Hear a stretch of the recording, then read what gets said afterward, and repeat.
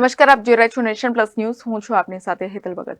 પાદરાના 3 અનાથ બાળકોનું ભણતર અને ઉજ્જવળ ભવિષ્ય બને તે અંતર્ગત ધારાસભ્યે યોજનાકીય નાણાકીય લાભ અપાવ્યો હતો. રાજ્ય સરકારના સામાજિક ન્યાય અને અધિકારિતા વિભાગના સમાજ સુરક્ષા ખાતા અંતર્ગત અનાથ બાળકોની સંભાળ માટે પાલક માતા પિતા યોજના શરૂ કરવામાં આવી છે, જે અંતર્ગત 18 વર્ષ સુધીના બાળકોને દર મહિને ₹3,000ની રાજ્ય સરકાર દ્વારા નાણાકીય સહાય આપવામાં આવે છે.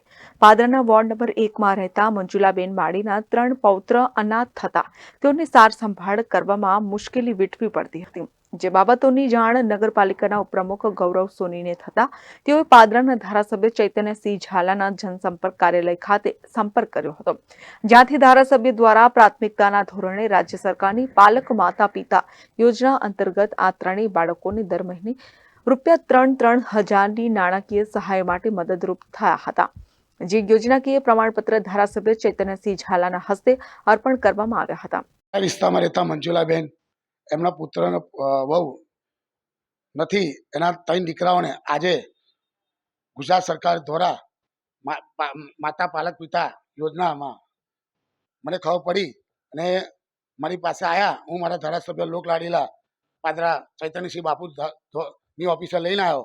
એમને એક છોકરાને 3,000, એવા 3 દીકરાઓને, 2 દીકરીઓ, 1 દીકરાને 3,000 રૂપિયા આપ્યા. એવા 9,000 રૂપિયાનો લાભ એમને ભારત સરકાર અને મારા ધારાસભ્ય ચૈતન્યસિંહ બાપુ દ્વારા આજ રોજ એમને પ્રમાણપત્ર આપવામાં આવ્યું છે. એ બદલ હું ધારાસભ્યનો ખૂબ ખૂબ આભાર માનું છું. પ્રતિષ્ઠા નેશન પ્લસ ન્યૂઝ પાદરા.